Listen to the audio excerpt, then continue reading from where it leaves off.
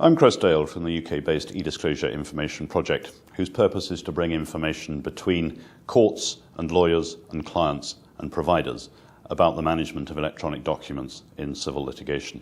I have with me Senior Master Whitaker. He's been a Master since 2002 and Senior Master since 2007. Has been involved in the rules, the civil procedure rules, and specifically chaired the working party which gave us the e-disclosure practice direction 31B and the electronic documents questionnaire. Master Whitaker, our rules require that a reasonable search be made for documents.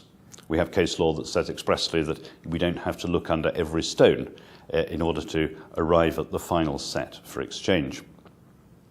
Some US lawyers translate this as, I will give you what I feel like giving you. It's not really like that, is it? Well, it certainly shouldn't be, Chris, because if it were, we would have a lot more applications for specific search and specific disclosure after the event, which is precisely what the new regime, particularly the practice direction, is intended to stop.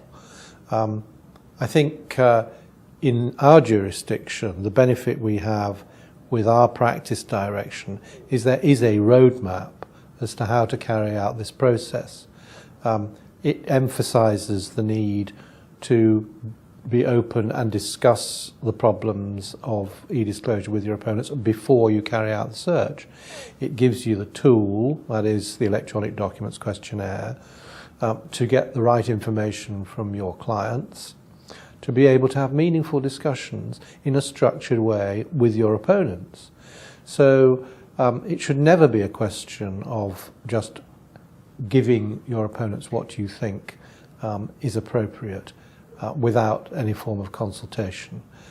That might have been perfectly acceptable in the days of pure paper disclosure, but the emphasis in the new regime for the disclosure of electronic documentation is to turn that absolutely on its head. Now the emphasis is on discussion before you carry out the search, so that you can narrow the scope of the search, you can agree the date ranges, agree the custodians, all of these things before you do the search, so that the necessity to have to challenge it later or to carry it out again is reduced, hopefully to zero. Practice Direction 31B says in terms that the use of keyword searches or other automated methods of searching might be reasonable. Predictive coding was not then on the horizon, but is it the sort of software that we had in mind in including that reference to other automated methods? Yes, I think at the time of the drafting of the practice direction, we probably didn't have predictive coding search methodology very much in mind. But certainly by the time I wrote the judgment in Goodale, I definitely had it in mind. I'd seen a demonstration which was very impressive. I think we are currently reaching what you might refer to as a tipping point, at which it's becoming well enough known that people are now considering it as an alternative to the ubiquitous keyword searching.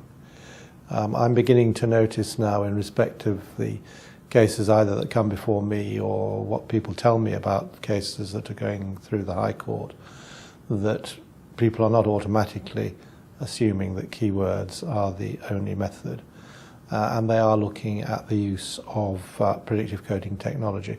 And I think this is a very good advance.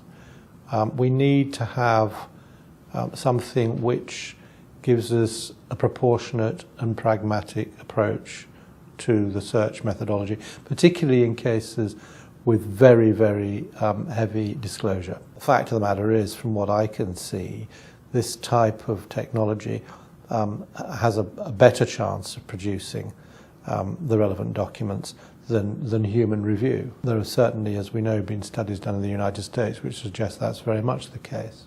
Judge Peck's opinion has caused a big stir in the US because it's the first time that the judge has blessed the use of predictive coding. How do you think an equivalent case would play out in a big case in the UK? Well, I think the first thing to bear in mind is it's very likely to be, as De Silva was, a case where the most heavy burden of disclosure is on one party. So we are likely to be facing the same sort of discussions, hopefully the same sort of agreement between the parties to use the software. And I would have thought that a case of that sort in this jurisdiction would play out very much the same way. What would you have done if you'd been in Judge Peck's shoes?